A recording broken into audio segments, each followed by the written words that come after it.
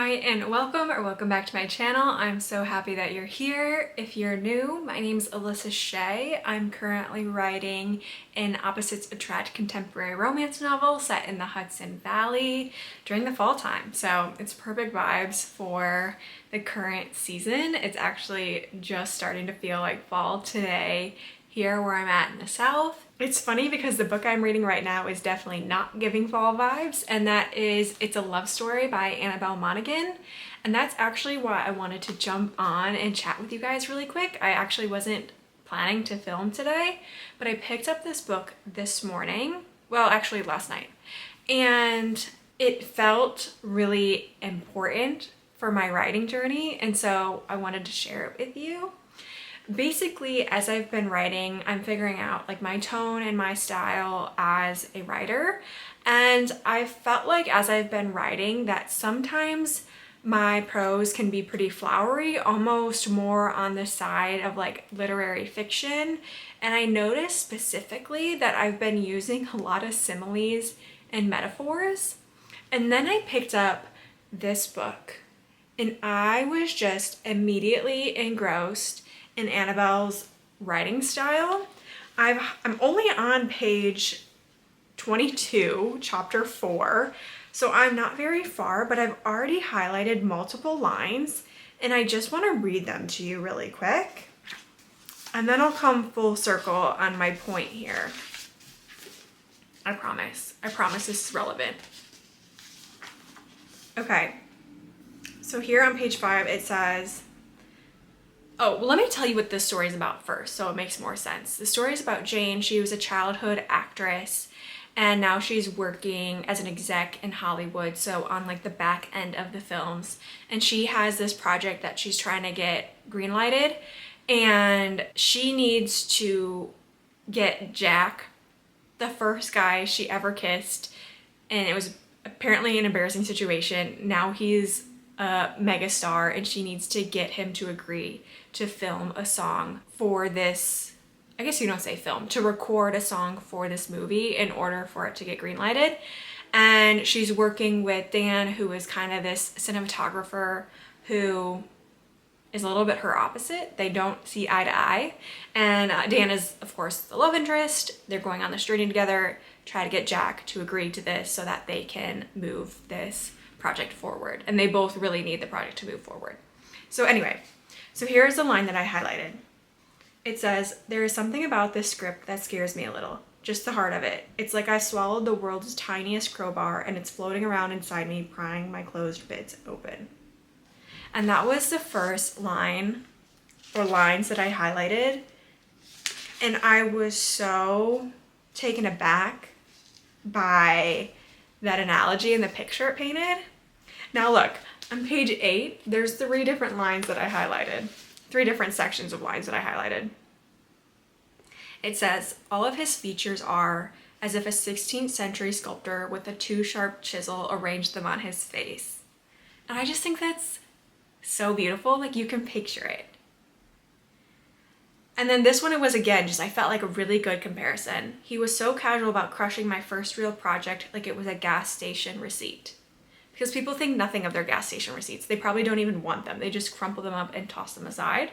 And so like you really understand how he treated her first project. And then this one says, "If you could throw a word at a person, I would have shot putted this one at his chest." Like I love. And so I'll stop there. But all this to say, when I started reading this book, I could see my own writing in Annabelle Monaghan's writing. And of course, she's far more experienced than I am. She's way more clean and a much better writer than I am. I feel nervous that people might think that I'm comparing myself to her. And in some ways I am, but stylistically, like she's way more experienced than I am. So take this with a grain of salt, but just know I'm comparing styles, not experience. And so I'm seeing more of this like flowery, it doesn't feel like the right word, but more like descriptive writing But basically just reading somebody's work that has a similar style and feel to mine felt really affirming for me, because it's like, okay, somebody is out there doing something similar and it's working for them and they found success in it. And so that's inspiring to me. I think there's also a benefit from like a marketing perspective to know that there is an audience for it. And you know, a lot of times, like if I'm picking up a romantasy book, it says for readers who enjoy Rebecca Yarros and Sarah J. Maas. And so I think, you know, being able to be like, hey, this is a similar style to what I'm doing, there's the benefit from the marketing perspective, but then just for me in my heart to be like, there's a writer that I can look up to who's doing something similar to me. Because also, aside from the writing style, Annabelle Monaghan also writes closed door romances, and so mine is also, I believe it's gonna be closed door. If anything, it'll be very, very low spice and not super descriptive. But I think that will be another similarity that we end up having. And then this is also like kind of such a detailed thing, but I was reading this and I was like, oh my gosh, she's writing in the present tense, because I have started to write my book in the present tense. If you don't know, again, if you're new here, I'm just a bit over, now I'm a bit over 13,000 words in my project. And I've started to question why I was writing in the present tense. When I picked up other romance authors, I've noticed that they're writing in the past tense. Like the last book that I read was Devney Perry, that was past tense. I picked up an Abby Jimenez book and just looked in it and it was past tense. And I started to get self-conscious about, why did I decide to write in present tense? And is this something that's going to really stand out for the genre in like not a good way, like not conforming to the norms of the genre?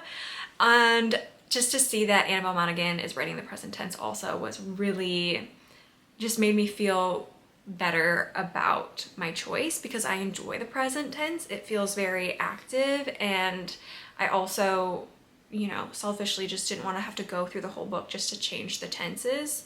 But I also think it works for my story. So this has all around just been a really affirming evening and morning of reading this book, and I feel grateful that I've picked this up. Everything happens for a reason, so I just wanted to share that with you guys.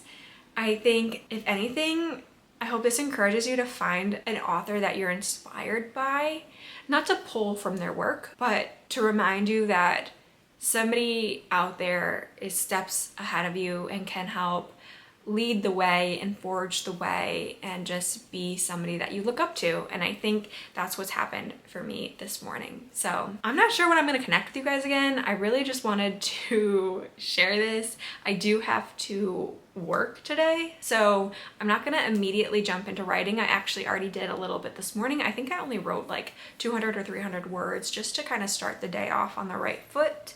I would like to write later today, so maybe I'll connect with you guys then.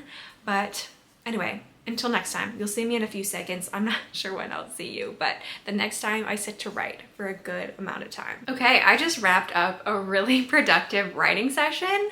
I just wrote 1,041 words, and I was working on chapter 9, which was from our MMC's perspective. His name is Rhett, and his chapters are much shorter than the FMC's chapters. Her name is Arabella. Her chapters tend to be about 2,000 words, and his tend to be more in the 1,000 word range. I will say it's a very dialogue heavy chapter. This is the first time they're like really sitting down and having a full conversation together. And so I wrote out a lot of the dialogue without doing a ton of interiority or like action in between the dialogue lines. So I know that when I do a second pass at the scene, either in the second draft or if I come back to it while I'm still writing the first draft, that's one of the controversial things I've been doing, is I've been editing as I go on this first draft. But anyway, I know that I will probably add more words to this chapter anyway, but I'm happy to have the bulk of the content on the page, and I am happy with what came out. I think it'll be a really strong chapter, and it's really essential to kicking off like the fun and game section of the novel. So we're making really good tracks. I've been writing consistently for the last few days, which I've been really proud of. I've only been writing about 500-ish words per day. I do work a 9 to 5, so sometimes my ability and my time that I have to work on the book is limited during the work days. And so writing today, which is, it's Thursday, and getting 1,000 words in the middle of the week feels really good. And I'm sure it's not in a small part to some of that inspiration I was feeling this morning. So I'm grateful for that. But I'm going to wrap it up for the night. I'm going to just relax, have dinner, take my dog to the dog park, and I'll check in with you guys the next time I sit down to write. Hopefully tomorrow, if not this weekend. We are doing the darn thing. My goodness. It is now Monday. Last time I checked in with you guys was Thursday, and I had the best time writing this weekend. I need to remember, I wrote Friday, I think I even wrote a little bit Saturday, but then Sunday I wrote almost 2,000 words. I was 40 words away from 2,000 words, and sorry, my dog keeps hitting the tripod. And I stopped because I'd naturally hit the point in the chapter where I was ending things, and I didn't want to just write 40 words of the next chapter to like hit 2,000 words. I was like, I basically wrote 2,000 words, which that is a high word count day for me. It helps that I'd kind of like left that whole day open to write. So I just feel so happy with the progress, and I think this is a testament to the fact that consistency builds momentum. And I've been puttering around with this book for so long, but the minute I decided to take it seriously and to be consistent, and part of which is like talking to you guys and sharing this journey with you guys and relying on this community and being a part of it, like that's helped me build consistency because it's a form of accountability. My momentum on the project has just skyrocketed. Even today, I wrote 700 words already, and it's a work day. So I just think when there's this energy and enthusiasm, like that pays off. And so I think taking the time to be inspired, but also building a consistent routine that allows you to gain momentum is just a recipe for success. Because I also can't deny the fact that I read It's a Love Story and felt really inspired by that. So I think there's multiple things that paid off for me this past weekend. But sometimes when I get really invested in a book, it actually sidetracks me and I'm reading instead of writing. That has been a struggle for me for many months of this project, where I was like, I feel like I can't read because it's a distraction, but then I miss reading, and I don't want to resent writing because then I can't read. And so I feel like I found a really good balance with this book and still writing. And I think I just need to pick the right genre, the right type of book to read while I'm writing. And also I think the further I get into the book and the more invested in the book I become, the easier it'll be to continue to write and to want to write, even if I'm reading a really good book that hooks my attention. So another really exciting thing that happened this weekend is I did some more brainstorming on the title, because I had done this previously and I'd come up with something tentative, but it was a little bit too obvious and I didn't love it. And so I just took some more space and gave myself some more time and thought about it a little bit differently. And I came up with a list of options. And there was one I really liked, but it turned out it was taken. There were actually quite a few variations of this title. So obviously that was too obvious too, because there were a ton of romance novels that had a version of this title. And then I came up with the new working title. And I think that also builds excitement for me, because picking out titles of places and just the book in general, like naming things is a little bit difficult for me. And coming up with that feels like a weight off of my shoulders. Like if this is the final title, I'm so happy with it. If something else comes along, that's great. But knowing like I can go to print with a title there is a certain level of satisfaction in that. I also picked out the name of the town that the story takes place in. And it's funny, I hadn't had to use the town name because they're spending most of their time, like 99% of their time, on a luxury resort in the town. So we're just always referring to like the resort name and not the town name. But they take an excursion to go downtown, do some shopping, check out the restaurants, just go for a little stroll. And so I needed to use the town name. And I came up with that as well. It's actually funny because the first name that I came up with was actually the name of a town in New York. And I was like, wait, it's supposed to be fictional? So that was kind of funny. Like my first choice was also already taken for the name of the town.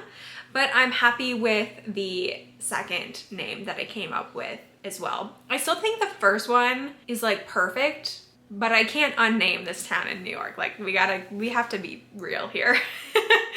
And so I'm just going to go with the next best thing, which is it's a 2-word town name, and I just switched the second word, so it's slightly different, but it still has a very similar feel. All that to say, I hope that I can take some of these wins and this momentum into this week. I'm feeling very strong about it because normally Monday is a low word count day for me, and obviously that is not the case this Monday. So I will update you guys on how everything goes this week in my next writing vlog. But thank you for being here. I love sharing this journey with you guys. Like I said, it's huge for me and my own accountability, and I hope that watching these videos is helpful in some way, shape, or form for you as well.